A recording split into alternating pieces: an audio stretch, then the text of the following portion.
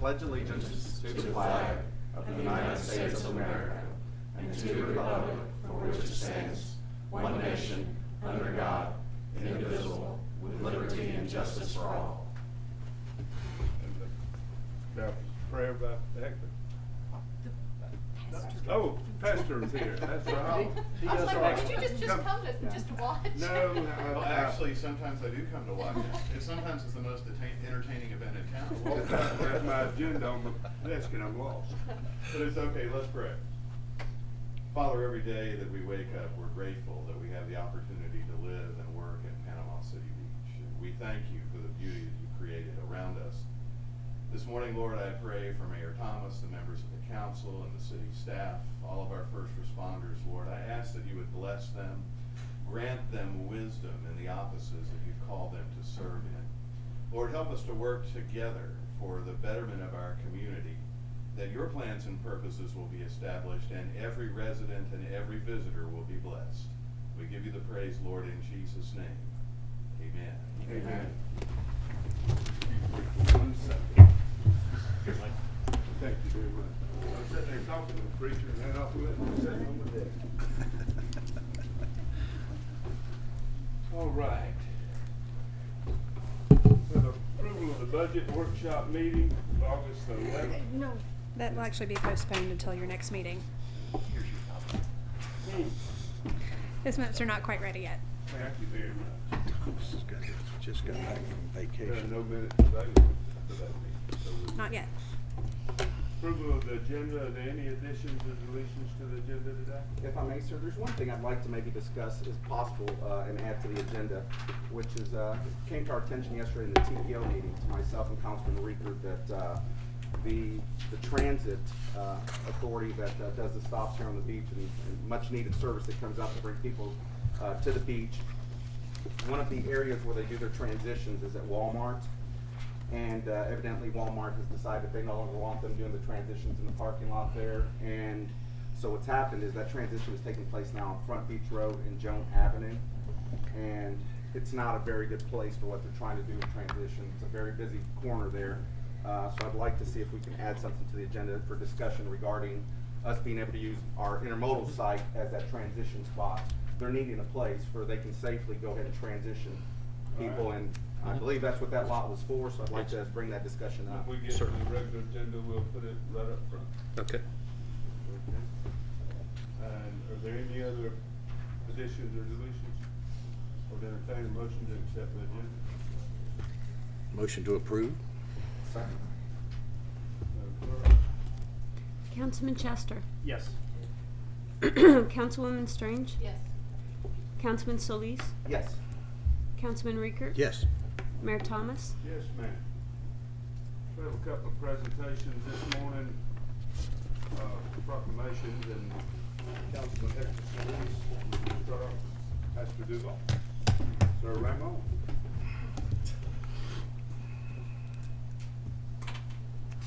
If we get Pastor Duval to come up here, I'd like to start out first with our proclamation paying tribute to the Beach Care Services and staff by proclaiming September 2016 as Beach Care Services Month. Whereas founded in 1999, the mission of the Beach Care Service is to provide short-term emergency assistance to needy people on the beach. And Beach Care Services refers clients to other social services agencies in Bay County when their specialized needs require long-term assistance.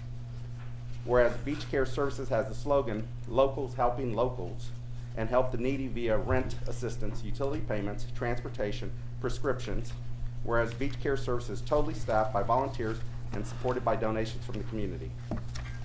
Whereas Beach Care Services also acts as a referral service for hundreds of people every year to other social services for food, clothing, household items, medical, mental care, employment services, rehabilitation services, and many other short-term needs. Whereas in 2015, Beach Care Services assisted over 980 clients and spent more than $96,000 on client services on behalf of being for utilities and other needs. So it's a great, great cause. Happy to have you here. I know it's something that has been going on for many years here in Panama City Beach. Tremendous, tremendous opportunity to help out those that are in need here on the beach. And like the pastor said, it's locals helping locals. I know this week, if you haven't had a chance, you can still go out and eat at Pineapple Willie's, as this week is Pay It Forward, and part of those funds go towards that. I know I was able to go ahead and eat there this week, and enjoyed being able to do that, and just a great cause. We thank you. And Pastor, do you have a few words you'd like to? Yes, sir. Be happy to. First of all, I want to thank the mayor, the council, and the citizens of Panama City Beach for this proclamation. We appreciate you recognizing the work the Beach Care Services does. As Councilman Solis has already noted, we are locals helping locals. So every penny of what you invest and you give to Beach Care Services goes directly to minister to people from bridge to bridge on Panama City Beach. We have nobody on the staff, all volunteers, gets a salary. I mean, the only kind of overhead is pencils and paper and things like that. So I also want to make you aware that our big fundraising event for the year is coming up on Tuesday evening, 6 o'clock, September 13th at Lake Town Wharf. It's what we call the Duck Race. It's a huge party, and a ticket to get a duck in the race is $5, or you can get 5 tickets for $45, and that enters you into a race, or actually it's a drawing of a race as ducks float around in the pool for a $1,000 prize. There'll be a silent auction. There'll be a lot of other things going on. Great food, great beverages, and we'd like to encourage you to participate and get the word out. Tickets are available at the Beach Care Services office on Thomas Drive. Also, you can get them at Beachy Beach Real Estate. So once again, on behalf of the Beach Care Services Board, we thank you. Thank you, sir.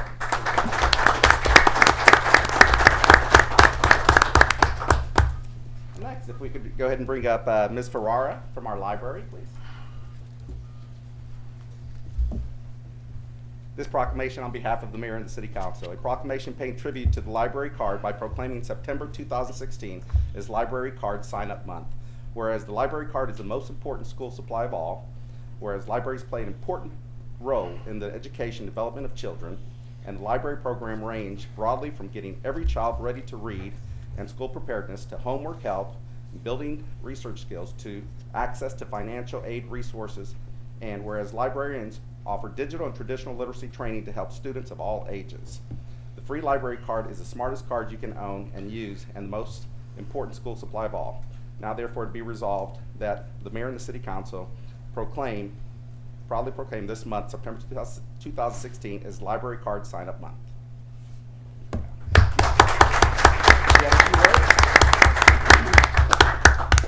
Thank the council for having me at the meeting for the proclamation and for your continued support of the library. I also wanted to tell you a little bit about September Library Card Sign-Up Month. We make a renewed effort to kind of get more new patrons into the library. So we'd like to tell everyone about some resources that they're not typically aware of. So in addition to our print and our DVDs and our audiobooks, we also have a really large collection of e-books and e-audiobooks that you can download to smartphones, computers, tablets, all without ever having left your house, as long as you have your library card. We have lots of resources and scholarly articles for students, and we're really eager to help students who are doing research projects. We also have a lot of programs, so from story times that help children with early literacy, to craft programs that help people to use their creative skills. So there's something for everyone in the library. And we would like you, if you don't already have a library card, to get one. Thank you so much.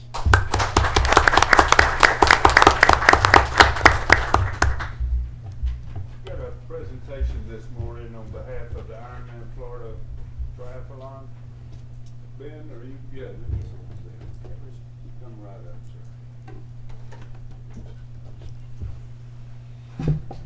My name is Ben Rousa. I'm Panama City Beach's Ironman Florida race director. I'd like to thank Mr. Mayor and the councilwoman and councilman for having me here and our continued support for this event. I'm very proud of this event. It's 18 years old coming into this season, and we work year-round on this event to work closely with the community, directly with the Tourist Development Council, Mr. Rowe and Mr. Sanders, as well as all of our local agencies, the Panama City Beach Police Department, the Bay County Sheriff's Department.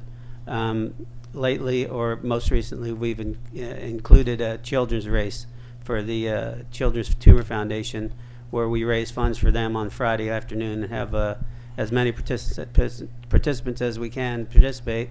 Last year we had about 400 kids participate. This money goes right to the Children's Foundation and many organizations throughout the community. Like I said, my main purpose here is just to thank the council, the city, the citizens, all the agencies that support the event. We don't just put it out there. We work very hard to accommodate everyone, minimize the negative impact, and encourage people to come to our event as well as come back to our community. We estimate about $4 to $7 million comes to our community that week in many different ways and resources. We have an Ironman Foundation that gives back to the community worldwide. Very proud to say most recently we've worked outside the box and we donated to let Walt go, a little tortoise, out in the conservation area. So it was kind of funny. I was glad to be there. We support many organizations. I think you guys have a package up there that'll list all of them. We do grants to all our volunteers, so anybody out there is raising funds for their particular programs, whether it be local churches, schools, sports, anything, any youth activities. So mainly just to like to thank the community. We're going into our 18th season, second oldest in North America. We have over 3,100 athletes signed up, and we've represented as many as 48 countries in all the states, and look forward to a great event this year, November 5th. I can answer any questions. I can address anything. I'll be here all day, and I'll be happy to talk to anybody about this event. What's the date of it, Ben? November 5th, ma'am. Yes, ma'am. Great. We'll start set up early in the week. Thank you very much. Yes, sir. We Thank you. appreciate it. Thank you all very much. Thank you. The fourth item on presentations is Jim Dozier and Harry Brack with the Bay County Veterans Council.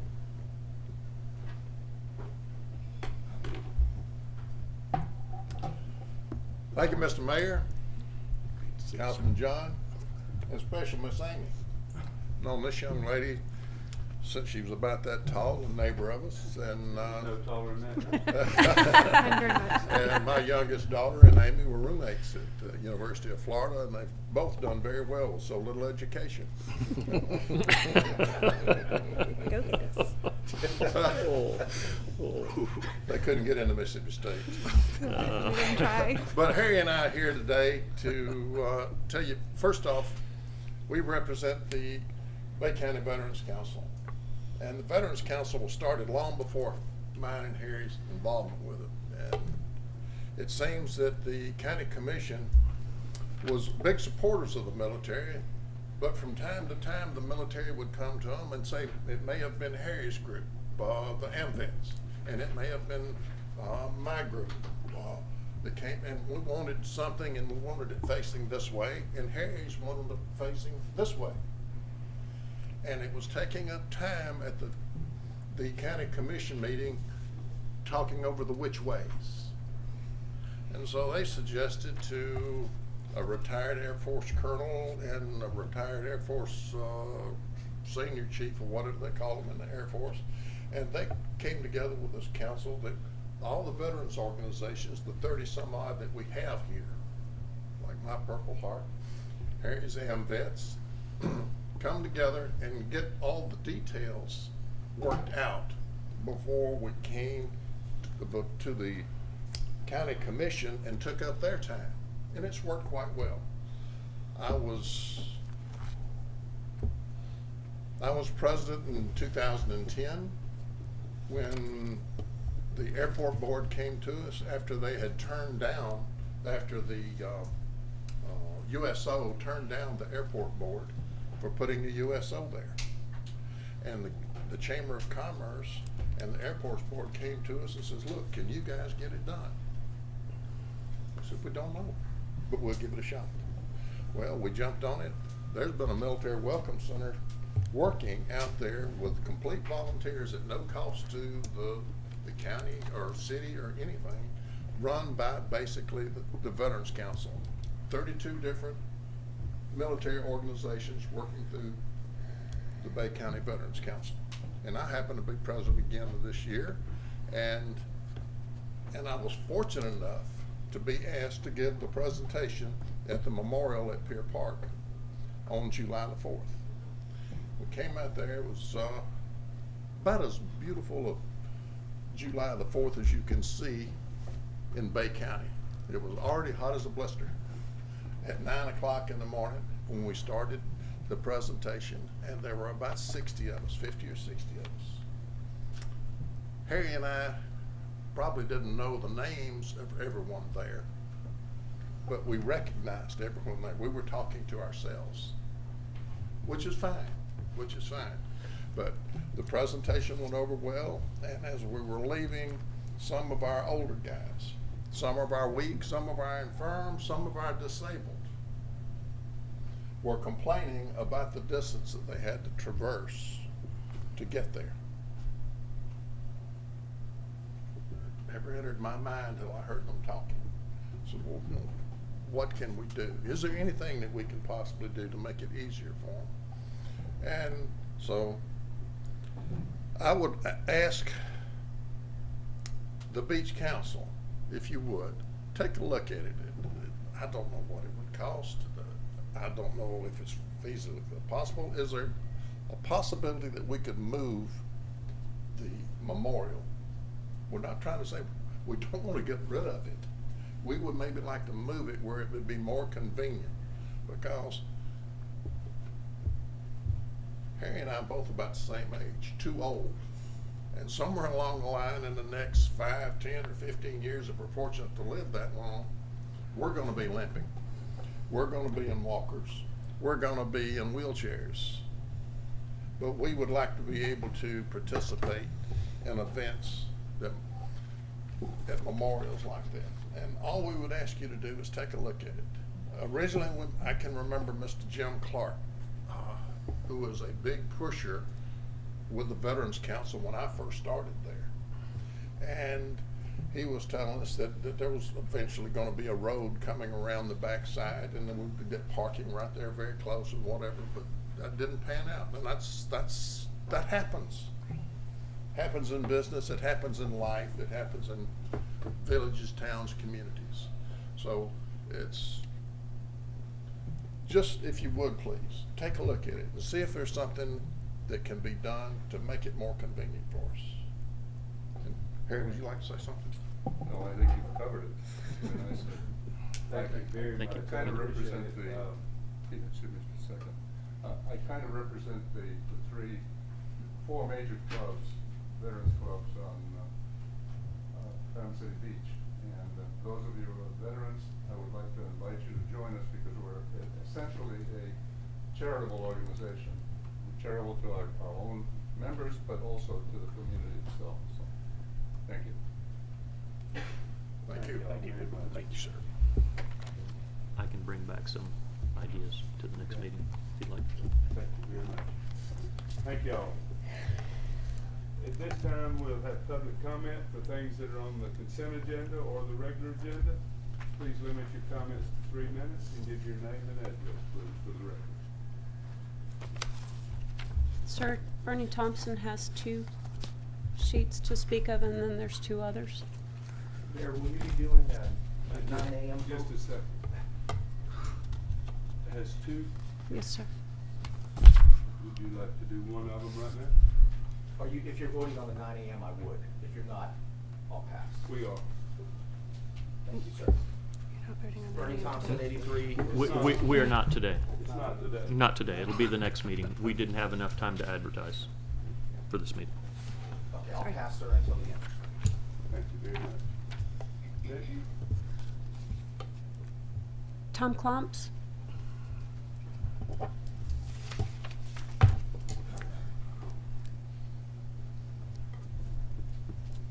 Tom Plum, 614 Point Study Court. I'd like to address the council about item 4, resolution 16-113, the live streaming and equipment. I don't know if any of you have ever tried to see a council meeting or a workshop, either real time or after the fact, but many times, ladies and gentlemen, you'll sit up here like you are now, kind of leaning back and make comments and everything, and we can't hear a thing. And if the replacement mics aren't gonna do any better than the ones you've got, I really encourage you to go to like the Panama City Commission does and use a headset type thing with the mic in front. Thank you. Thank you very much. Good idea. Who's next? Jim I'll do Dosher? better. Oh, I think, He's already.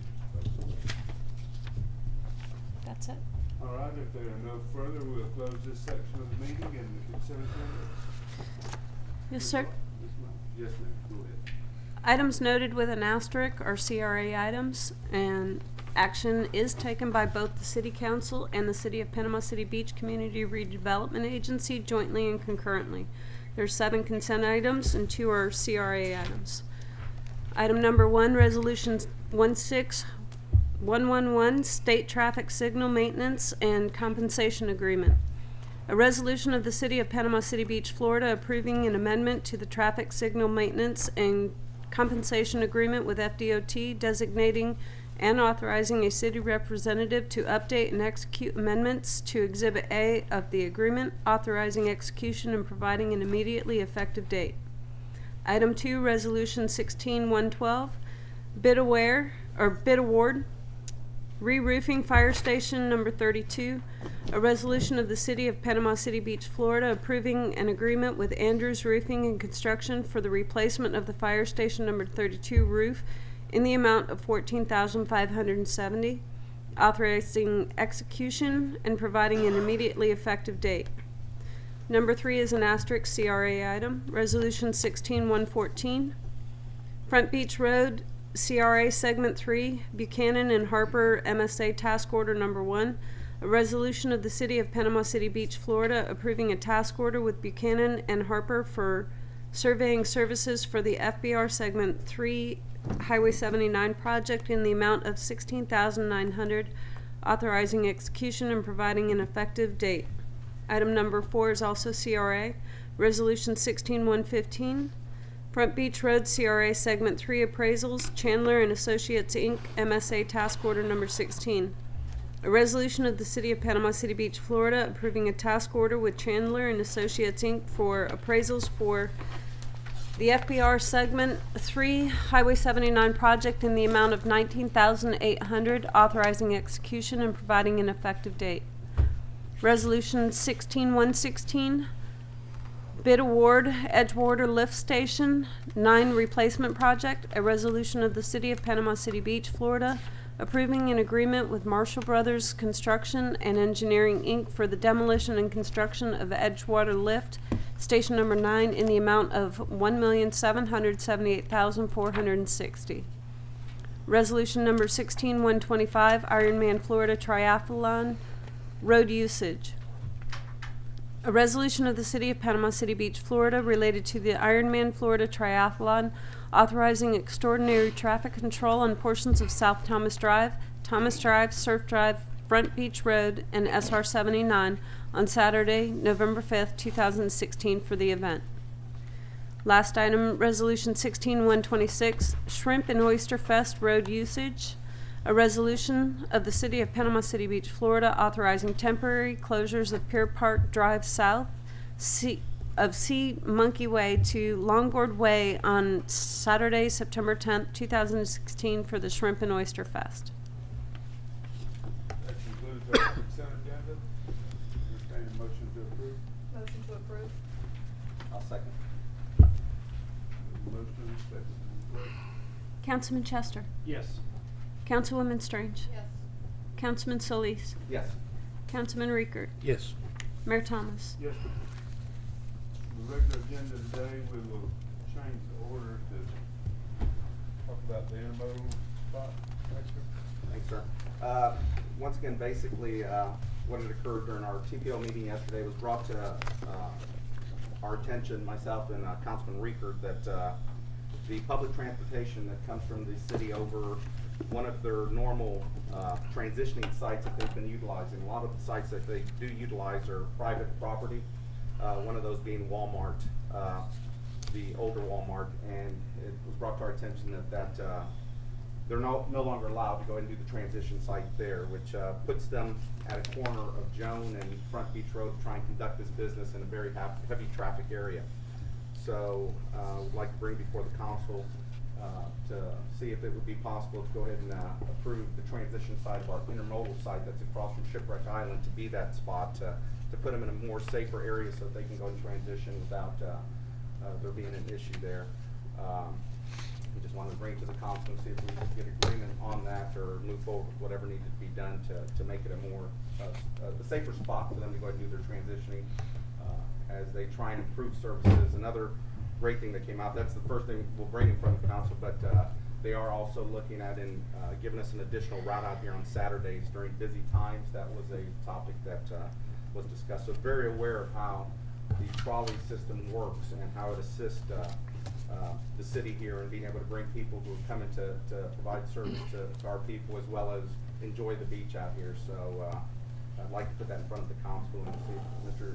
Council Reed can follow up on that. Additional bus during peak times was approved yesterday, and so we will be having that Route 7, which comes from the college to all the way to Caroline. So that'll be good news on Saturday, which is a turnover day for our guests and so forth.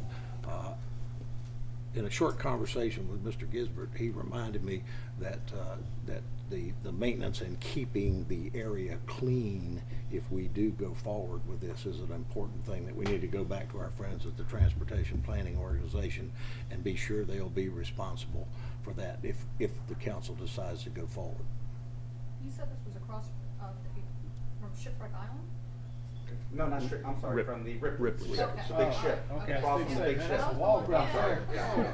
No, you're correct, where we have the lot across from the big ship for Ripley's. But that's Yeah. not paved, right? It's not paved, and I kind of brought that up. I'm actually hoping that maybe there might be some grants or something out there that maybe they can look into to try and assist us possibly with some paving if it's going to become a regular site. So I've asked them about that, if there's any additional areas besides them bringing up the fact that we do have the TIF, but we're using the TIF for other things. So we'll be looking to see if there's maybe a possibility to try and get that. It's just where they're transitioning right now is a pretty dangerous area to be transitioning. They need a place to pull off. And that will help the problem of stopping in the road and blocking traffic. And that was a big conversation yesterday at our meeting.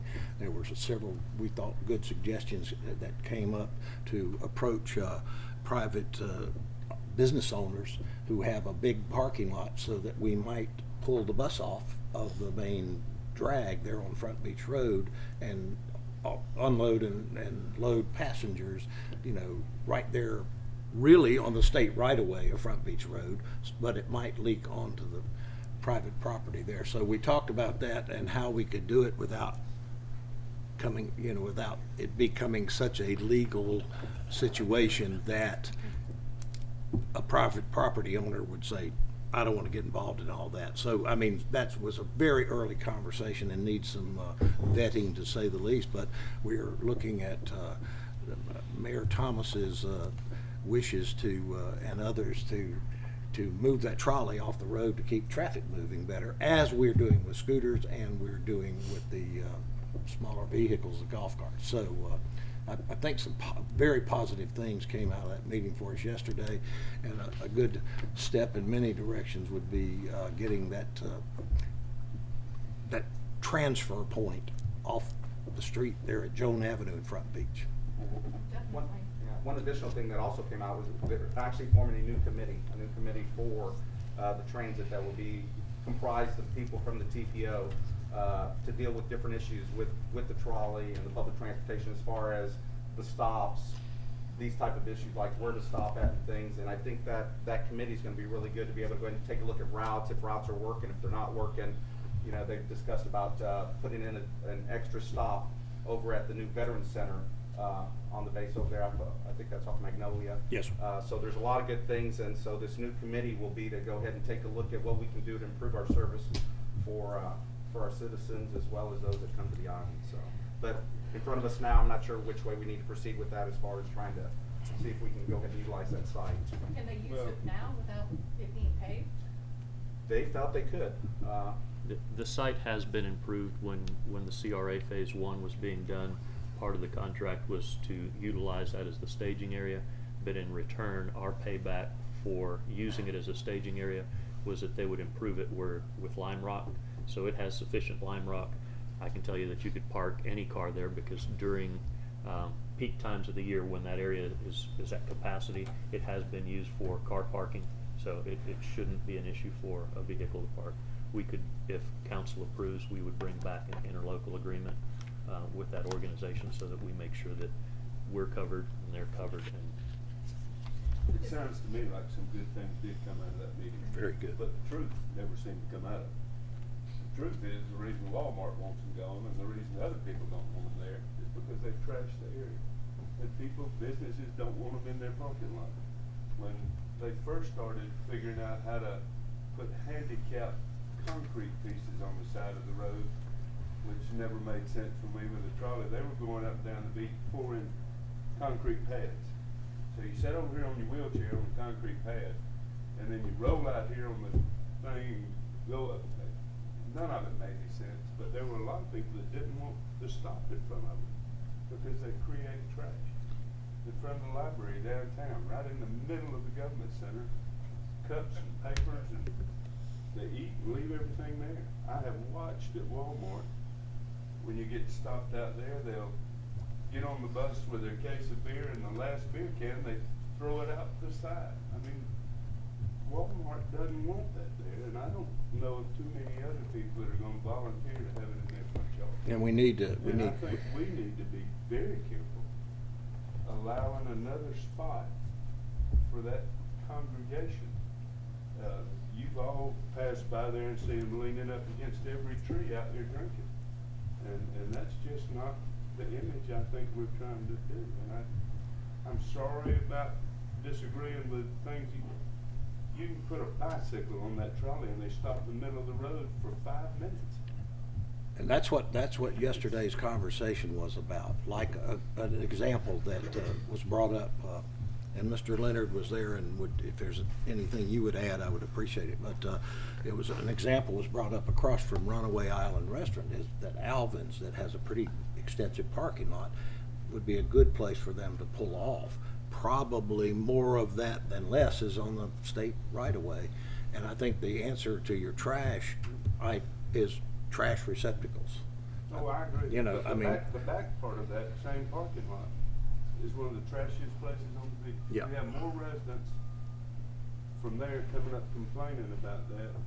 We seem to add to our problems. And I don't know that the trolley doesn't need to, me personally, I understand. I still think they ought to be charging what it costs to run it. And if you've got good employees, you're gonna give them more to ride it. And if you need to get them there, I'm sorry, I just disagree. I think But I understand. I think it's a good step to move them off the street, and we need to, in city managers, interlocal agreement that he's going to proposes, not approved, would bring back to us for chatting about, would be to dealing with the trash issue that the mayor brings up, for sure. I think in that, what we can do is, if we can put some signage, trash receptacles, and then a little bit of enforcement behind it, to where people realize, and I know it's tough when we say that, but we know when the station times are, so it's very easy every now and then just to drop by once a week to let people know we're watching, and maybe we can go ahead and correct that. But the public transportation is very important. I can tell you, driving the beach on the Saturdays and seeing the amount of people that come over to service our area, where all these workers are coming, otherwise they wouldn't have that transportation to get here. So I know there's always a few bad apples in a group that don't do good, but there's a lot of people that need that transportation to be able to come out here and actually assist the area. I'm not saying that everybody that rides the trolley does it, but and my comment about it needing it, I also agree it needs it, but it ought to pay for itself. People that's not our problem. Is that piece of property, is it on Thomas Drive right there? Yeah. South Thomas or? North Thomas Oh, Drive, right. right next to the Okay. Shell, the Shell. place that sells shells, Okay. sells shells. Yeah. a church right next to it. $6 million parking lot. So, but isn't that parking lot used for,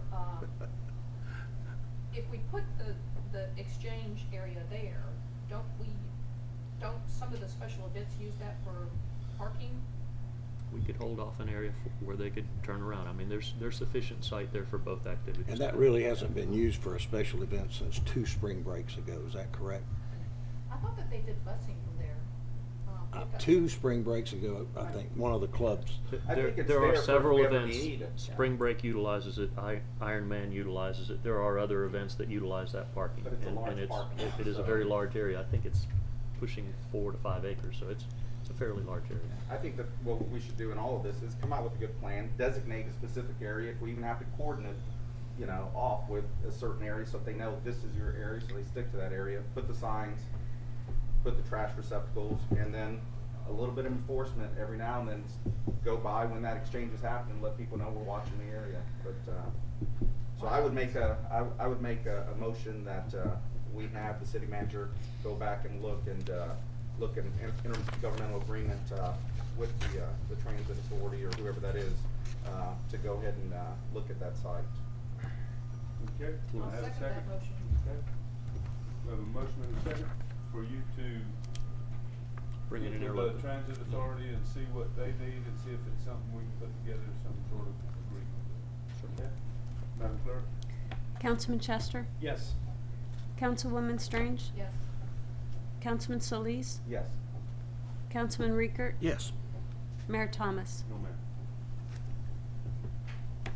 All right, first item on the regular agenda today is ordinance 1391, Molly Ginsburg. Is an ordinance of the City of Panama City Beach, Florida, providing that the city treasurer shall be appointed by resolution of the city council, deleting references to the city clerk and the city's facsimile signatures procedures, repealing all ordinances or parts of ordinances in conflict, providing for codification, and providing an immediately effective date. This is the second reading and public hearing. Any questions or a motion?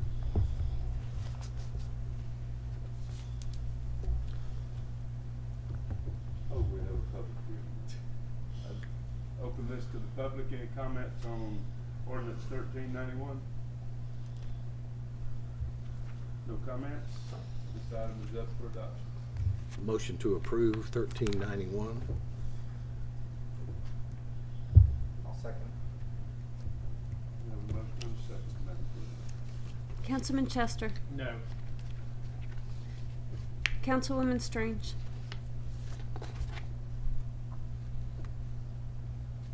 Yes. Councilman Solis? Yes. Councilman Riekert? Yes. Mayor Thomas? Yes, ma'am. Resolution 16120, appointment of city treasurer, Molly Ginsburg. I'll read this one as well, but the title as yet is incomplete, requires a little bit of discussion on your part. Because you have adopted the ordinance that allows you now to appoint a city treasurer by resolution, you need to appoint someone to that position. It has traditionally been the city clerk. It could be the city clerk again. It may also, and staff recommends that it be someone who actually is not involved with city finances, so that there is some sort of checks and balances, a separation of duties, so that whoever that city treasurer is actually has the ability to sort of review as an independent third party and maybe detect errors, mistakes, irregularities. But it's up to you. Okay. I will need you to give me some direction on who that person should be before I read this title. I will mention that in other municipalities, it's typically the city manager, which I'm already signing the checks, and the other person is typically the the spokesperson, so the mayor or the lead commissioner that executes the other side of the check. But it can be any other individual that you would like within the city. So it could be Mel Leonard? If that's what you chose to do, yes, it could be. What? In this discussion. Did I wake you up, Mel? Yeah, I think that was part of the discussion a lot of us have had. Our department heads are extremely busy regarding trying to go through. It's a task. to be able to go ahead and go through that. And, so this is the most interesting part of this discussion. I'm not sure if the mayor is interested in taking on that duty or not.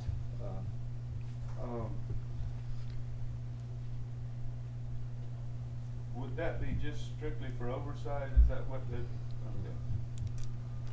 It is oversight. It wouldn't be the duties of the chief financial No, operator. the issue officer. there is Was Holly not doing it, or did Holly was doing it. Keep in mind, we're a very small city. We grew into Money this was being situation. signed by the and- money handler. Yes, Okay, I yes, sir. understand. We're correcting something that we've had that's been an issue in every single audit we've ever had. Gives us a check and balance. Yes. What about our, city attorney? If you think she has time. You'd be paying them to do something. We're paying them anyway. I don't, yeah, but you'd be paying them for additional Hourly. duty. I don't think that. I would prefer it to be somebody at City Hall. Sure. And since they're so willing to hunt somebody to do it, I can't make much. Well, and if the mayor's willing to do it, and I think there should be something in the interim, can we always go back and revisit this? You can You can reappoint by always resolution. reappoint. Yeah, the Ah, beauty of yeah, what we just- did with the ordinance is it gives you the authority to reappoint. In the Has prior, this been an issue with our audits? You said it's always been something. This is something that, okay. All right. So what about, Angie Chapman?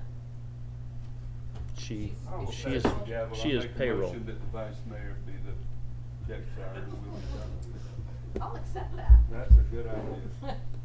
Very good. I'll second. I'm still, if we're at the discussion phase, Mr. Mayor, Sir? if we're at the discussion phase here of this, Yes. all this, I'm still not exactly clear on the duties of this person. They Sign checks. they look at every check that is going out of the city's coffers. Every Not sign the check.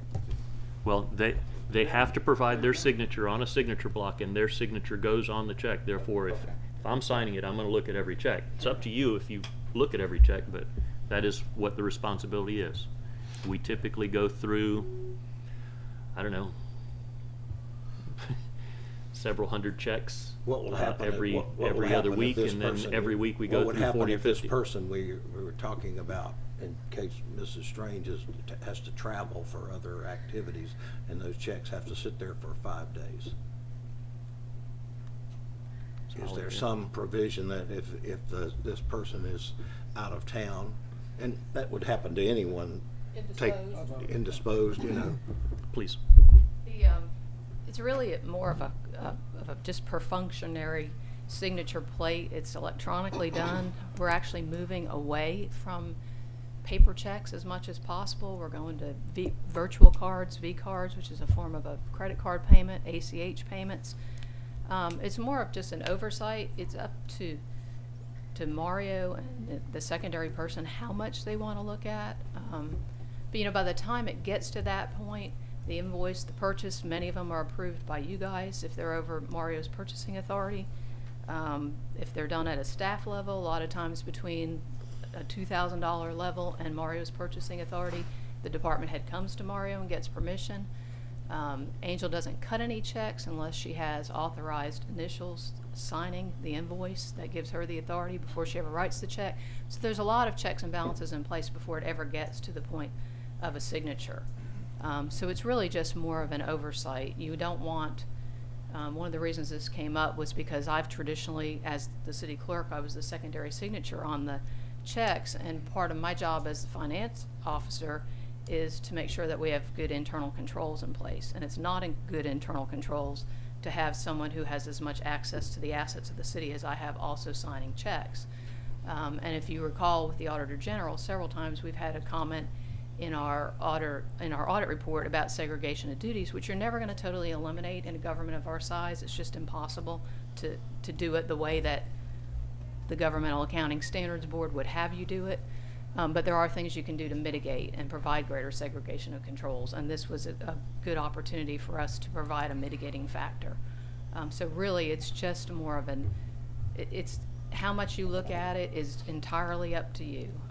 The signature is stamped on the check. If you say, don't let the checks go out the door till I see them, we won't let the checks go out the door till you see them.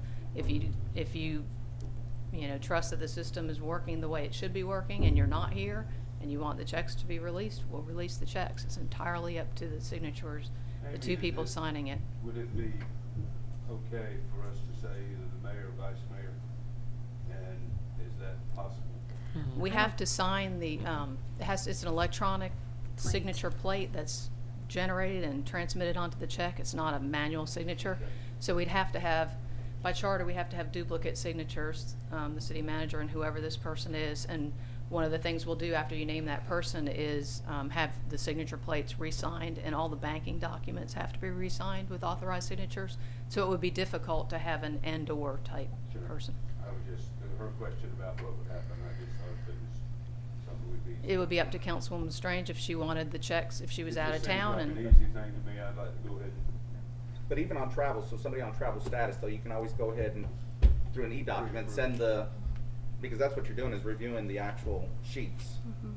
So. It depends on what level of review you want. If if you want to review just, here's the checks we wrote this week and here's a list of 100 checks, or if you want to look at every piece of paper behind them, that's going to be entirely up to whoever that person is. Typically, I'm given a spreadsheet that might be 2 pages to 25 pages, and it'll have probably 50 checks per page. I'll look through them, and if there's a check that I want to know more about, I will go to Angel, ask for the backup information, and then approve it. I typically go through a stack of anywhere between 3 sheets with sometimes 2 checks. Once a week, sometimes twice a week, but just about every other week it's a very large stack of 20 to 30 sheets. So What happens if we leave it the same? Do we just get a little X mark of shame on you and there's no problem, or what happens? Well, actually, because our city clerk, since Holly is no longer the city clerk, you could redesignate the city clerk as the city treasurer, and it would be Dee's signature on that plate instead of Holly's. The problem became when I was city clerk and finance officer. By charter, the city clerk was a secondary signature, and that really put the city in a bad spot, and me personally in a bad spot, frankly, because it's not good segregation of duties. So this takes, and we've never changed the signature plate for a variety of reasons, and all this Well, stuff is withdraw going my on. motion.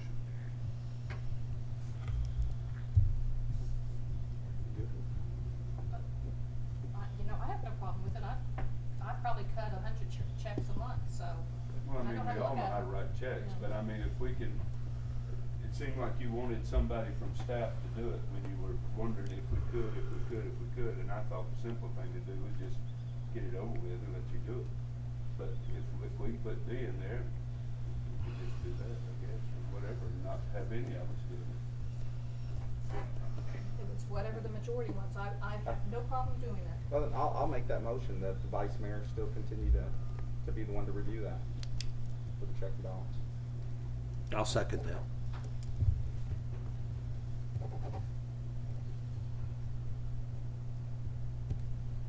Did I get this back? Yeah. We have a motion and a second. Councilman Chester. Yes. Councilwoman Strange. Yes. Councilman Solis. Yes. Councilman Riekert. Yes. Mayor Thomas. Yes, ma'am. Item number 3, resolution 16. Let me read the resolution Oh, now that yes. you have By name. designated somebody. You need to appoint it by resolution to make it so. A resolution of the City of Panama City Beach, Florida, appointing the vice mayor as the city treasurer. Now it is so. You'll need to vote on it, I'm sorry. You'll need to vote on it. I just need a direction. We need a motion to approve that resolution. I'll make the motion to approve that resolution, number 2. I'll Or second 16, it. 20, 21. We have a motion and a second. Councilman Chester. Yes. Councilwoman Strange. Yes. Councilman Solis. Yes. Councilman Riekert. Yes. Mayor Thomas. Yes, ma'am. please stick around for 5 minutes after the meeting so you can sign that form, please. Item number 3, resolution 16-103, Lake Powell Utility Turnover Agreement. A resolution of the City of Panama City Beach, Florida, approving an agreement with the Lake Powell Golf Community Development District for the turnover of water and sewer systems and related property rights to the city at the expense of the CDD, authorizing execution and providing an immediately effective date. This is a turnover that staff has been negotiating with the CDD for quite some time. And the most onerous part has really been the development of the exhibits that identify the assets and property that will be turned over to the city. Al Short is really the one who knows all of the details if you have any substantive questions. We have accepted the turnover of private utility systems in the past, and so in that respect, this is no different. It is unique in that it is a quite large system, and Al can go over the details of that. I've got one. It's been there a little while now. Have we inspected to see what we're getting? Yes. Yes, sir. This will be the polar opposite of the Bayside system that we took over a few years ago. It's relatively new, a little over 15 years for most of it. Some is even newer than that. We did an inspection probably 3 months ago. Went through, found a few things that we wanted to have addressed. The CDD is actually making those changes. They're spending a little over $300,000 on some hard improvements, plus their engineers and surveyors to get everything basically to the way we're willing to take it.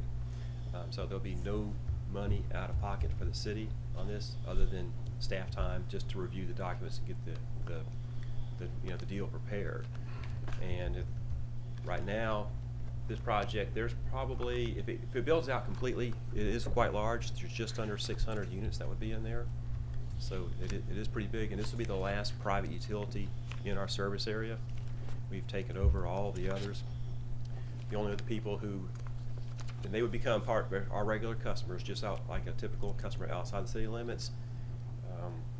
They already have their meters in there. We would take over reading those meters. They would be assigned an account. We have a deposit system here at the city. The CDD does as well. They're going to transfer $150, which is the city's deposit amount, for every account they have to the city. So we start them as a new customer, and we're financially protected by having our deposit system in place. And then the CDD will handle either any reimbursements for excess deposits back to them. But it'll be a clean switch over for all of us. But they have to have those improvements done. At least the current schedule is they'll be done with those improvements by mid to late September for us. And I think our turnover cutoff date is mid-October. Well, if the turnover doesn't happen by September 30th, either party has the ability to terminate the agreement. There's not actually a drop dead date certain for the turnover to occur.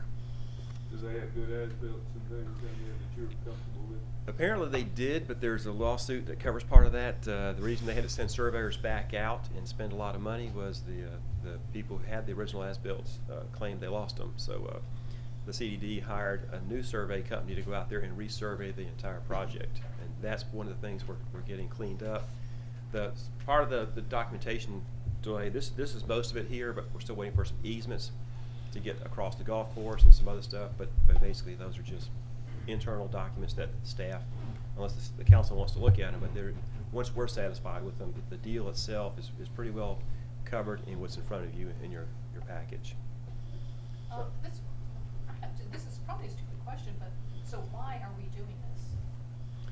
Well, we've always tried to avoid having private utilities within our service area. The only reason this one took place was probably 16, 17 years ago when they were starting to develop it. We asked them to make some transmission system upgrades because they were so far out on the west end, and for fire protection it was kind of marginal. And we asked them to upgrade some of the transmission lines going there.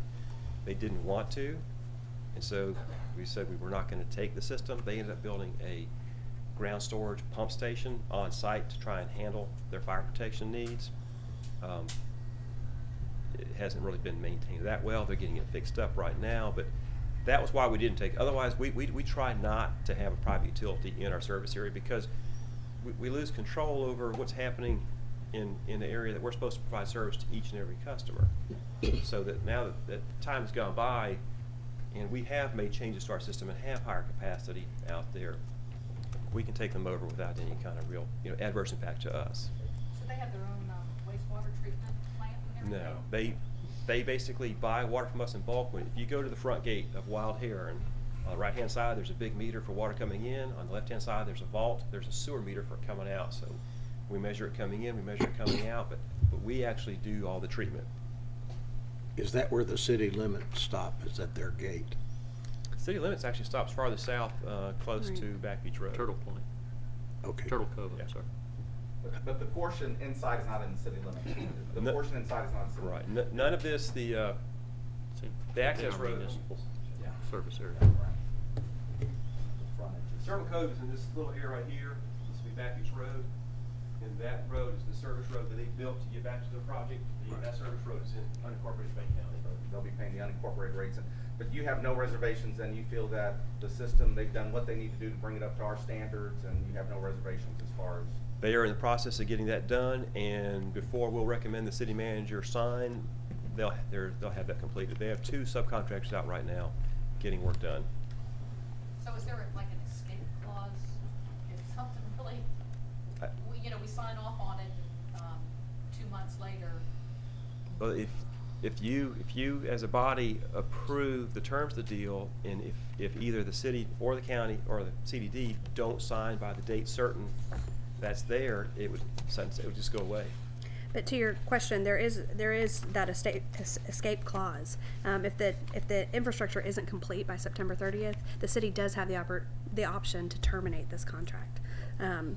We think they will be, Yeah. based on the information they've given us. We think they will be. The most important part is that we do our due diligence to make sure that everything we requested is done. And we'll do another walkthrough inspection before we actually, sign off on it. And if they're gonna be a week late because something came up weather-wise, from staff's perspective, this has gone on for quite some period of time.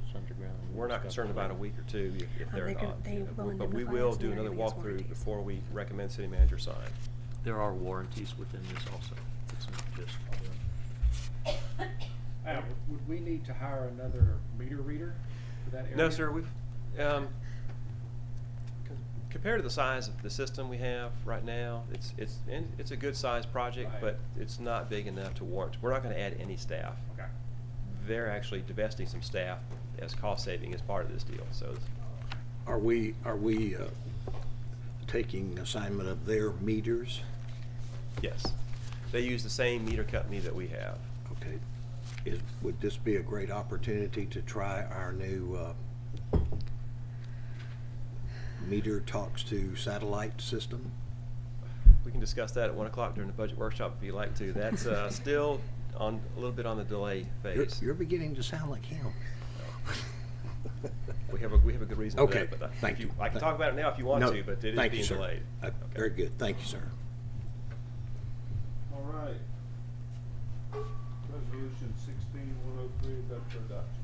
Motion to approve. Second. Madam Clerk? Councilman Chester? Yes. Councilwoman Strange? Yes. Councilman Solis? Yes. Councilman Riekert? Yes. Mayor Thomas? Yes, ma'am. Item number 4, resolution 16113, bid award for live streaming service and equipment. A resolution of the City of Panama City Beach, Florida, approving agreements with Business Information Systems, Inc. and Suite One Media, Inc. for the provision of live streaming services and equipment in the amount of $38,000, authorizing execution and providing an immediately effective date. Mayor, in the last meeting, I mentioned that we had put out to bid replacing all of the audio equipment, replacing the equipment that goes out into the web, and then also providing a different live stream service that is local, and then replacing and adding cameras to this system. The entire system that we are proposing would be movable to the new location if and when we decide to build City Hall in the future. Within the cost of the $38,000, approximately $29,000 is for equipment and installation. There's $9,000 that is a recurring contract for the web service, the hosting service, and equipment warranty and things like that. So that is what you have before you. Any questions? This will finally solve our audio and video that people receive in their homes when they look at these meetings. We will go from low definition sound and video to high definition sound and video. This will solve our video and audio problems that we've experienced since forever. I'm assuming yes, sir. So is there still gonna be the lag, like when I? There's and- always going to be a lag. There's no way for us to avoid a lag. It still has to go through several different locations. it would be impossible for you to watch and listen and pick up a phone because there will be a lag. I don't think anytime you're dealing with stuff like this, you'd say it will solve everything. I understand. Computers go out and reference them, and things just happen. Yes, sir. Lightning strikes took out our microphones. That's why you see extra microphones out here. We're filling in. I turned it away. It's okay. Well, I would make a motion to accept this as proposed. I'll second it. Madam Clerk? Councilman Chester? Yes. Councilwoman Strange? Yes. Councilman Solis? Yes. Councilman Riekert? Yes. Mayor Thomas? Yes, ma'am. Amy, item number 5, 16117. All right, and I'm actually going to handle the next three. These are the RFQs that we recently advertised for and staff reviewed. I'm going to read each resolution in full because each RFQ will be handled sort of a different way depending on the facts. So we're going to start with capital plans. And staff's recommendation here, rather than a ranking of the two firms that responded, staff wants to recommend that both are fully qualified and that you use an objective RFP process to pick the lowest bidder and award this particular contract. So that is staff's recommendation. The RFQ process is subjective. Ultimately, staff is looking at the qualifications to make a decision and make the recommendation on a ranking with you so that staff can then go back and negotiate that agreement. So this one is unique in that staff is saying both are qualified. We don't feel comfortable ranking them. We'd like to use the objective process, developing an RFP, which if you accept this recommendation, Kelly and I will develop. Staff will approve the text and content of that RFP. It will go to the two qualified bidders who will then submit a proposal. It won't be opened up to the public. We're not reopening it. We just want to pick from these two qualified bidders who responded. So that's the background in a nutshell, but I wanted to give you that before I read the resolution. That's all we had. We just had two companies that submitted for the RFQ then. That's correct. And the two firms were ZH. Proposals, once they submit, will be given to us for us to. The lowest responsive and responsible bidder at that point. The low bidder will win. Resolution 16117, whereas the city has requested statements of qualifications from consulting firms to prepare 10-year capital plans and cost estimations. Oh, I'm reading the wrong one, I think. No, I'm not. For the city's police, fire, recreation, library, and road departments, and two firms responded to the RFQ. And whereas a staff committee reviewed the statement of qualifications at a properly advertised public meeting on August 15th, found both responding firms to be fully qualified to perform the work, and recommended the council request statements of cost proposals for the work such that the contract could be awarded to the lowest fully responsive bidder. Now therefore be it resolved that the appropriate officers of the city are authorized and directed to prepare that request for proposals, subject only to response by ZHA and Dewberry Inc., and to return a proposed agreement to the city council for approval. This is up for a motion. Motion to approve. I'll second. Madam Clerk? Councilman Chester? Yes. Councilwoman Strange? Yes. Councilman Solis? Yes. Councilman Riekert? Yes. Mayor Thomas? Yes, ma'am. Item number 6, resolution 16118. All right, this is sort of same situation. We had an RFQ. We had two firms that responded. Staff did make a ranking in this case, and those rankings are provided to you. I will read the resolution in full. Whereas the city has requested statements of qualifications from firms to update the police, fire, library, and recreation impact fee studies for a 10-year planning horizon, and whereas two firms responded to the RFQ, and whereas a staff committee reviewed the statements of qualifications at a properly advertised public hearing on August 15th, found both firms to be qualified and responsive to the bid request, and recommended by a vote of 3-2 that PRMG be ranked number 1 and Tyndall Oliver be ranked number 2 for purposes of entering negotiations for a satisfactory contract for this work. Now therefore be it resolved that the appropriate officers of the city are authorized and directed to negotiate a professional services agreement for the update of police, fire, library, and impact fee studies with one of the firms in the following order of ranking. First, PRMG, second, Tyndall Oliver, and return the negotiated agreement to the city council for approval. Ladies and gentlemen. Comments? Motion? Motion to approve. Second. Madam Clerk? Councilman Chester? Yes. Councilwoman Strange? Yes. Councilman Solis? Yes. Councilman Riekert? Yes. Mayor Thomas? Yes, ma'am. And this item having an asterisk means it's with the CRA. Item number 7/16/119. Right. And this is the RFQ for Front Beach Road modeling. There was only one firm that responded to the request, so it was an easy decision and recommendation for staff. I'll just read the resolution part for you here. Be it resolved that the appropriate officers of the city are authorized and directed to attempt to negotiate a professional services agreement with the PFN Group for the development of an interactive financial model related to the build-out of Front Beach Road Community Redevelopment Agency project, and to return the negotiated agreement to the City Council for approval. Is that pretty common, just one company when it comes to? Sometimes you have a service that's so specialized that you do just get one company. And they have provided services for us in the past. They do the modeling for most of our bonds and the Pier Park. Any more questions? Open for motion? Motion to approve. Second. Madam Clerk? Councilman Chester? Yes. Councilwoman Strange? Yes. Councilman Solis? Yes. Councilman Riekert? Yes. Mayor Thomas? Yes, ma'am. Item number 8 is also a CRA issue. Amy? Yeah, Resolution 16/122. This comes back to you after discussion at one of your budget workshops where you discussed raising these rates, so this is the action that will make it so. A resolution of the City of Panama City Beach, Florida, approving a $5 daily use parking rate for 3 city parking lots. You'll recall the existing rate is $4. This increases it by $1. Can you go into a little bit as far as the maintenance issues we've been having with that? Certainly. A majority of the issues that we have with the parking meters is the wet dollar bill. The wet dollar bill goes into the machine, jams the machine, and then it takes somebody calling and complaining and then us going out there and addressing the issue. With hopes of reducing the wet dollar bill, we've gone to a $5 charge. If this does not work, the next recommendation I would bring to council would be to go to a credit card and or coin only machine. And we can make those restrictions within the existing machinery. We would just say that you can't put a dollar bill in it because it keeps on getting wet and spoiling things. But this machine takes the credit card already now. Yes, sir. It most definitely takes coin, credit card, and the dollar, and the issue is typically with the dollar.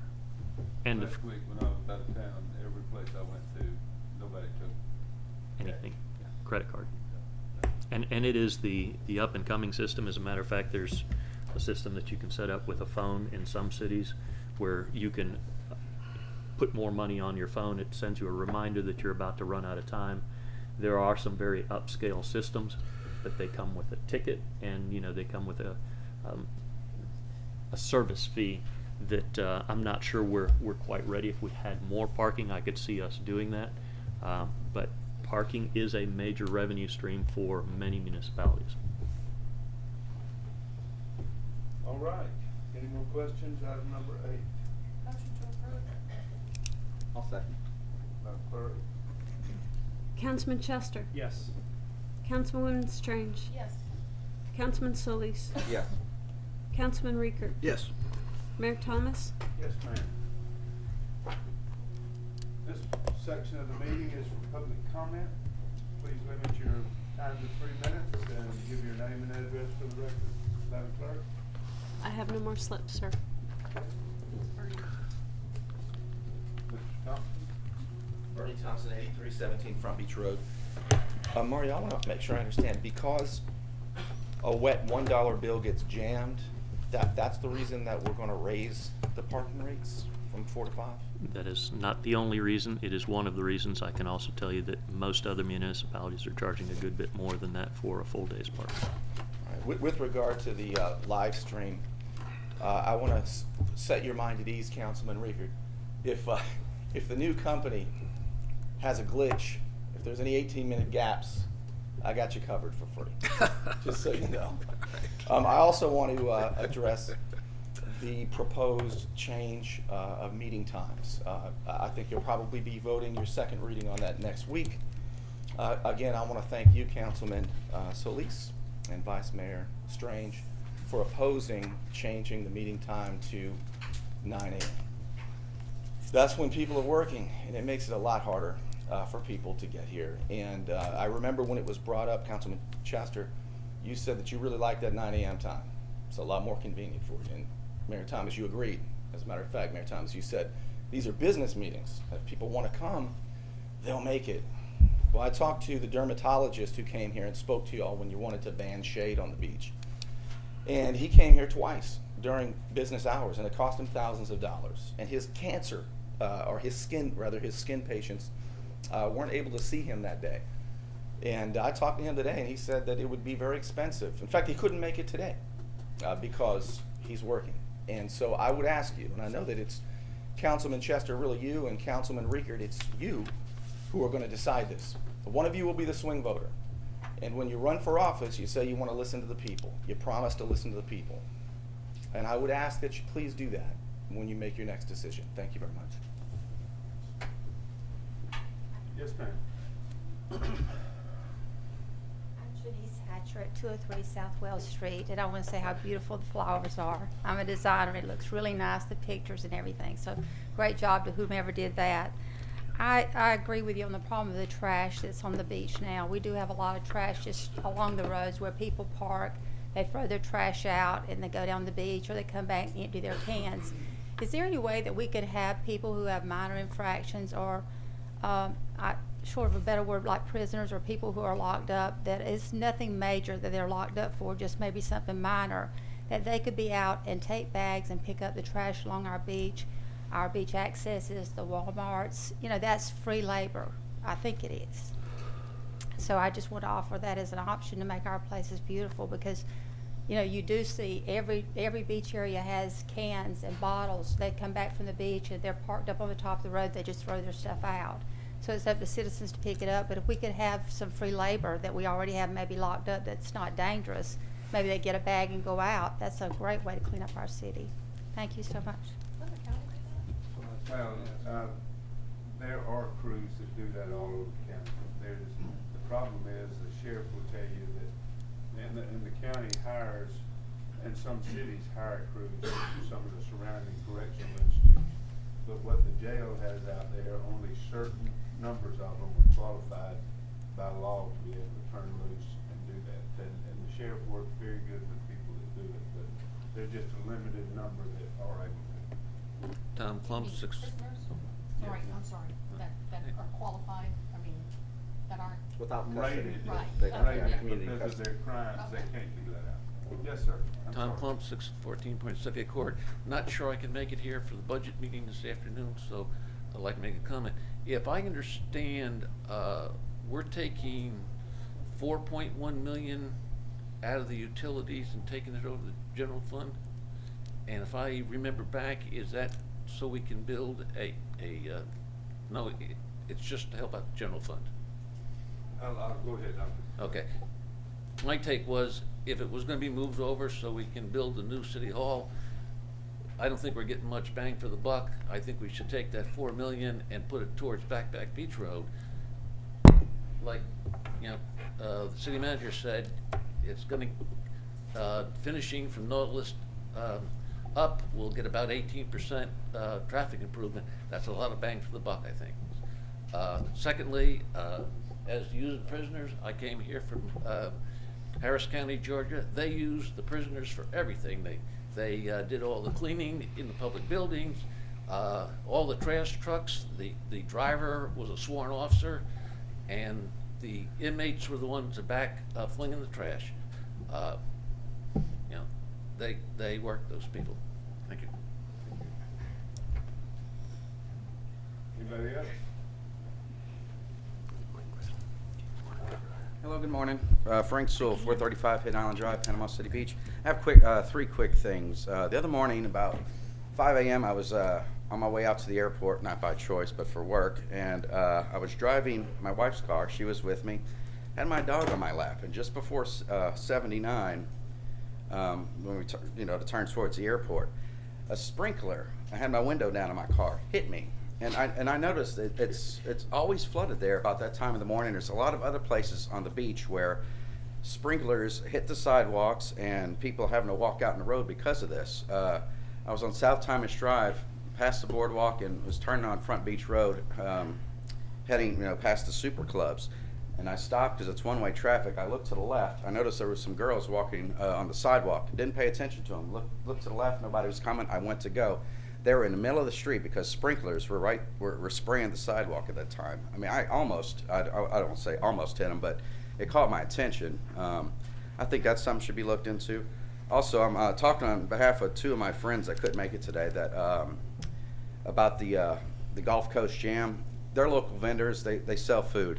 And they were telling me, and they couldn't make it today, if I could bring this up, that Gulf Coast Jam told them that they can't sell there. These are local guys, and that the Gulf Coast Jam people have their own vendors that, from what we understand, is not local. And that just seems fair, and I think something should be done about that. And another thing, the 9 a.m. meeting, I think I've talked to most of y'all about that. Appreciate you calling me, and I've talked to you, Mr. Chester, and I ran into Mr. Rickett the other night at the strip club, just seeing if he's paying attention. But we ran into him at the restaurant, and we had a conversation about dancing. that. But and he dances great, by the way. He's there every Wednesday. We need a poll.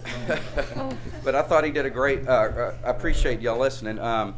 And understand what many of y'all have told me, in that this is a business meeting. This is the time when city officials can come here on the clock, and that makes perfect sense. It really does. I totally understand that. But this is supposed to be for the people, government for the people, by the people. And so perhaps if there's any, for those 9 a.m. meetings, if it involves where the city officials have to come in here and speak, that's great. But how about this, if we have meetings at 6 o'clock when the working people can be here, like the two people I was talking about for the Gulf Coast Jam, they'd be here if they weren't working.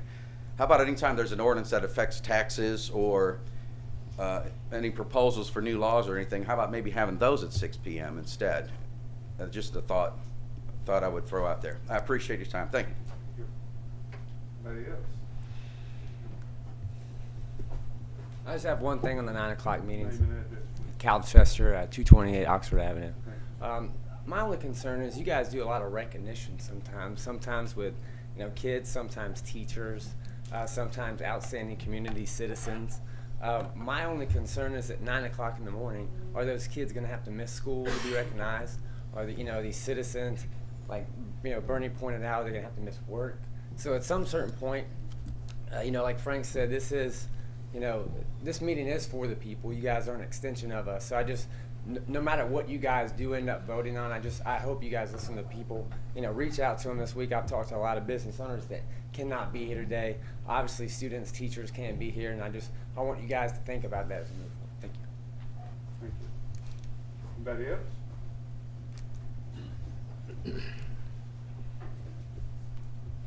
I'm Steve Smiley from 316 Wisteria Lane.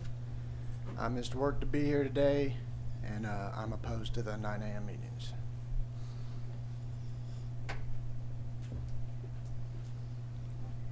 Anybody else? All right. That closes that section. The attorney's report. I have two things I want to talk to you about. There was some confusion about whether or not the 9 a.m. meeting would be on this agenda, and given our prior meeting schedule, we couldn't meet the advertising deadlines in time. The advertising deadlines are noon for the News Herald. We require 10-day notice for most ads. So if you do move the meetings to 9 a.m., we will be able to change also your enactment schedule, and those readings of ordinances will be able to come to you at back-to-back meetings rather than over the course of a month. So the first reading of that ordinance, just the way it fell, we couldn't meet the advertising deadline. So I just wanted to sort of clarify that for you. The second thing is, and as you may know, Mario is going on vacation, and the charter requires that in his absence, he appoint an interim city manager. It is subject to the approval of the city council. So it's my understanding from my conversations with Mario that he was going to appoint the mayor, because traditionally the mayor has served as a acting city manager in Mario's absence. But technically the charter does require your blessing, so just a show of consent will work. But I did want to bring it to your attention. It doesn't automatic, in his absence, there's not an automatic person to whom those duties go. So,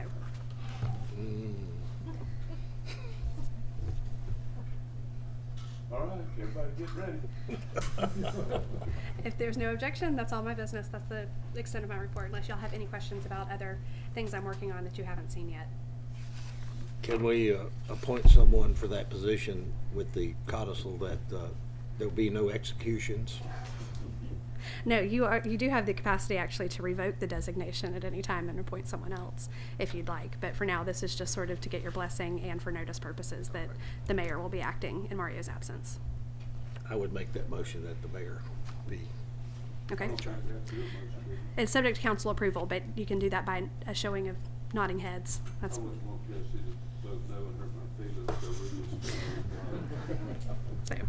All right, city manager's report.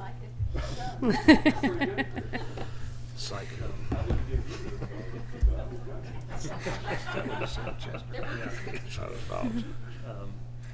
Thank you, Mayor, and I appreciate you standing up. One of the things that I read out as part of the city manager's update is actually available on our website, and if you go to the area where it says ads, bids, and RFQs, you'll see a sheet that looks just like this, and it gives you a good bit of information. I'm just going to hit the highlighted points, which is the notice to bid for Lindell Lane sidewalk project. So that is out on the street right now so that we can add sidewalks on Lindell Lane. Those are monies that came from a development in that area and are designated for that area. We have the applications for Civil Service Board appointments that are out on the street right now so that people can submit those applications and include the resume within that application. We have a notice to bid for police radios. Again, getting up to the 400 megahertz, it will be compatible with that and replacing new radios. We have a notice to bid for Front Beach Road Segment 2 redevelopment. That is the CRA project. We had our pre-bid meeting yesterday. We had a good turnout, and we hope to get bids on that on September the 8th. And then we have 2 positions out to fill. One is for a police officer. Those are due by September the 1st, and a senior staff accountant, which is due on September 2nd. Again, these are both available on our website, and the other interesting feature is once one of those bids is actually approved and goes through council, it actually shows up in here as an awarded bid, and when you double click on the awarded tab, it takes you to that tab and tells you who got the project and what the price is for. I do appreciate y'all keeping the city going while I'm out for a week or so, and if you have any questions. Mario and I spoke a little bit yesterday. He was concerned there is a tropical storm looming that they're reporting headed this way, and he went over with me his thoughts on our staff, and I personally am aware of, I've been on the city council when Mel and Al were here when we had some before, and the county has an excellent emergency staff, and that I assured him that his vacation, I hope the wind didn't blow up in the mountains, but I think everybody feels the same way I do, unless anybody's got anything else. We understand that there's some storms coming, and none of us, this isn't our first rodeo. We'll be fine. And I was actually looking at the latest weather map that just came out through Mark Bowen. Our EOC sends out notifications, and you'll notice that I send them to the key staff and the council. The latest update is still showing it very disorganized, and it's showing 12 completely different patterns. So I think it's. Where is it right now? It is still east of Florida over Turks and Caicos, Puerto Rico area. So it's seeing some mountains right now, which is always good to help disorganize it even more. All right. Is that all, Mario? That is it for me, Mayor. Have a good trip. Thank you, sir. Council comments, Brother John. Yes, sir. On the consent agenda, Resolution 16126, Shrimp and Oyster Fest Road usage. that's another new event, which sounds like fun. Yes. And we had talked about this probably about a year ago, and when Mario and/or his designated hitter returns, I would love to have the council to agree to have an update on how many of the protective barriers we have to keep people watching the parade out of the parade route. I've been very concerned about this and talked numerous times with the chief and his staff about this, and I was told by the TDC that they're adding like 100 barriers a year. Now, the problem that we've apparently run into, and that's why I would love to have a detailed report, because the city, we have recently determined, Mrs. Myers, thank you, that not only do we own those streets, but the city in Pier Park owns those sidewalks.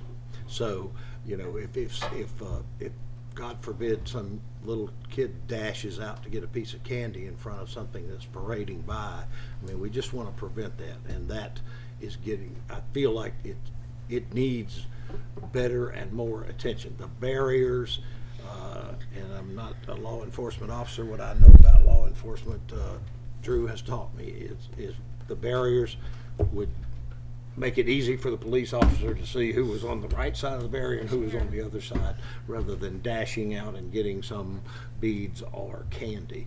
I would love to know, Mr. City Manager, if you would, or maybe you could tell me how many of those barriers we have available, and in talking with the TDC, understanding when they put them out for their events, that just the cost of putting them out and putting them back in the warehouse, wherever that is like $2,500. So when we talk about the Optimist Club parade, Christmas parade, you know, that's going to our friends at the Optimist Club and saying that's $2,500 more you're talking about, even if we have the barriers to put them up or not.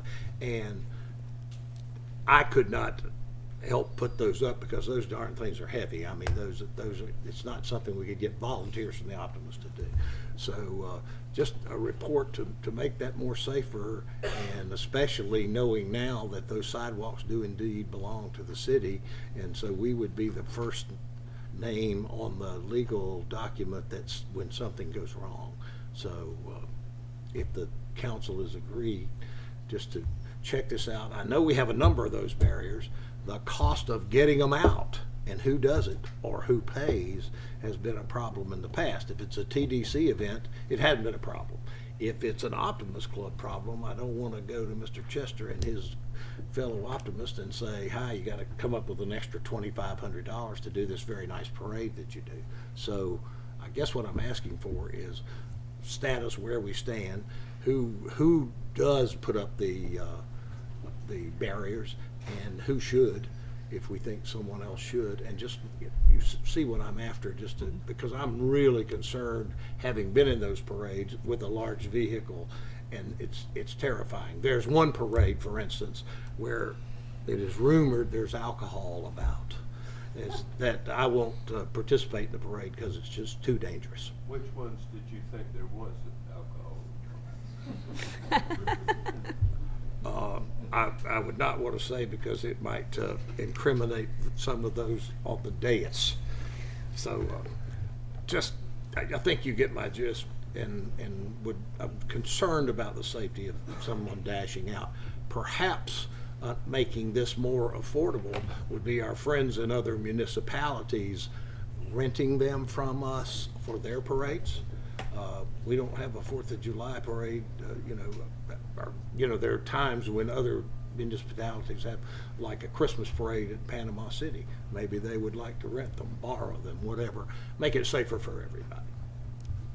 All right, anything else? No, sir. Bill? I'm good. I was going to ask about the weather, but you talked about that, EOC, so I'm good. Yes, sir, I've got a few things here. The first thing I wanted to comment on was, and I don't think a good service was done, and I actually brought it up to the paper regarding, there was an article that came out that said money being moved to build a city hall that gave the implication that was going to take place, like this was something that was already done. I'm with Mr. Klomps that I know in in all my discussions with all the people throughout the neighborhoods, traffic is the #1 issue. So I can guarantee you, there's been no approval for money to be moved for a city hall. That would take a vote. And I know I've requested the city manager to go ahead and put forward all the projects we're looking at so we can look at the projects, what's of most importance to the city. And then if we are gonna use money from general funds that were transferred over, to try and put them towards an area that's gonna benefit most of the people in the city. So I think that's important, that people realize that nothing's been done with that. That money is there to be able to be utilized, but we have a lot of important things here. We've got Back Beach Road, we've got a new fire station we need to build. There's some very important projects we need to be thinking about. Regarding litter on the beach, I'm glad more and more people are talking about the litter on the beach. It seems to be going around even more and more. I was fortunate enough this last weekend to be at 3 different beach locations in South Florida, and it's amazing how little trash they have on their beaches. We walked 3 different beaches, one of them being South Beach, and it was packed. And I was amazed at the lack of litter on the beach. And you know, when I talk to lifeguards and things, I hear that it's because they're enforcing their ordinances, they're writing tickets, and people are having to pay tickets. So we need to keep pushing the enforcement aspect. The more people in the community involved, hopefully we're going to be able to do this partnership meeting we're going to have maybe that first weekend in November, or that first town hall, maybe November 4th or so. I would encourage everybody from the public to be able to attend that, so we can come up with good ways to get everybody involved, from the condos to the citizens, everybody, to start looking at how we can create a new campaign to keep our beaches clean and make them continue making those beautiful beaches here. Once again, on the meeting, I will let it be known again also, I'm very concerned at when you talk about the boys club and the Boys and Girls Club and those that do have to come, when we do recognize kids and things, how do they make it here in the morning when they've got school? We need to keep that in the back of our mind, that there are people that cannot make 9 o'clock meetings.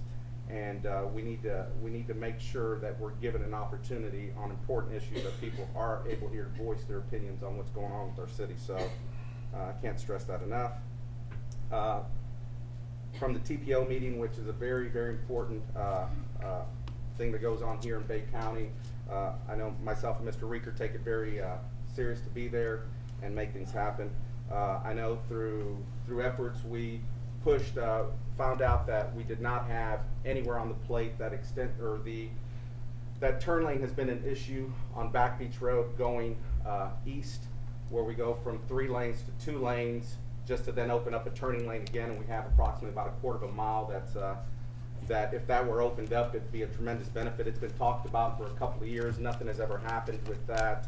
When I found out nothing was going there, we pushed, and we got some good news yesterday from DOT. DOT has gone ahead and granted that approval to go ahead and put that on their project list. Hector did. It's probably only about a $150,000 project or so, but we can get excited that it's on the list. Unfortunately, nothing moves fast with DOT, so it's probably a 1.5 to 2 year away. But if we can go ahead and get that turn lane extended there, I think that's a great benefit, because nothing kills traffic more than when you have to come in from 3 to 2 and then go back over. So I think that was something that was very good that came out of the TPO yesterday, that we've been put on the list to go ahead and get that's been granted. And then pushing to find out, see if we can move as quickly as possible on the sidewalks on Front Beach Road from 79 going west. DOT is looking at that sidewalk project. They've got it in the works. I'm trying to get the dates back on that to see. What I found out is the squeaky wheel gets the grease. The more and more we talk to them about these things and push, things tend to get moved a little bit quicker. So I would encourage all my fellow council members and the mayor to continuously be pushing, as well as with the Back Beach Road loop. There's a couple other areas that we found out there might be some pockets of money in discussions yesterday, but the more we're talking about that Back Beach Road, maybe we don't need to use the general funds if we talk enough and we get DOT interested in thinking that this is the #1 priority we have. And to me that is, as far as traffic goes, there's nothing that's going to move traffic quicker in our city than getting that extension done to Nautilus. So that's it. Ms. Strange. I have to say that I agree with everyone that's spoken out about the 9 o'clock meetings. I don't think it's convenient for the people that want to attend. I think we're public servants. We should meet at your leisure, your request. One 9 o'clock meeting, one 6 o'clock meeting, something like that. So. Is that it? All right. couple of things. Going back to item number 7 on the linking for the Front Beach Road. That is for the maintenance also in there. Operation and maintenance costs. Yes, I sir. just wanted to, we went over that so quick. I want everybody to understand that when they hear later on that there may be some fees being recommended by some of these things should have been done 10 years ago, and they were required to be done 15, 18 years ago, and they weren't. So it's not responsible of us to build these CRA projects, and the documents that built them said you will have a way to maintain them. And that's what this is about, is trying to come up with a way as we do these CRA projects down the beach to have, we've said many times, there's not a tax on ad valorem here, and if we don't do these fees to where they pay for these things, that's where you're headed, isn't it? So I didn't want anybody to say we slipped something in, because I know people like to do that. Code enforcement and cleanup. There have probably been more tickets written in the last month and a half than there's been written in the last 10 years on this beach. So I imagine, I don't know that, but I'm getting more little notes from people that things are being done and they appreciate it. I will tell you, I don't think we're anywhere near good enough. On the way down here this morning, when you leave here, ride by 131 Carl Drive.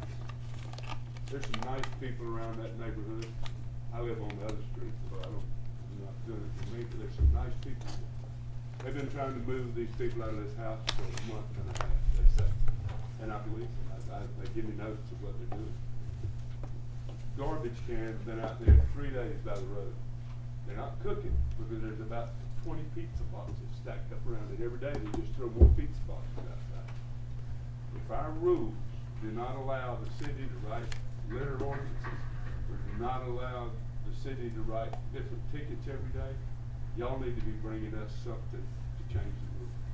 There's no way that we ought to force our residents to live next door to stuff like that. It is horrible, and we're doing a horrible job. And by the end of this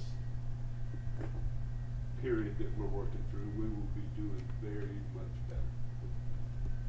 And I hate to bring that up every time, but I want everybody to understand this is not a joke. We're gonna fix this. Anybody else? Thank you.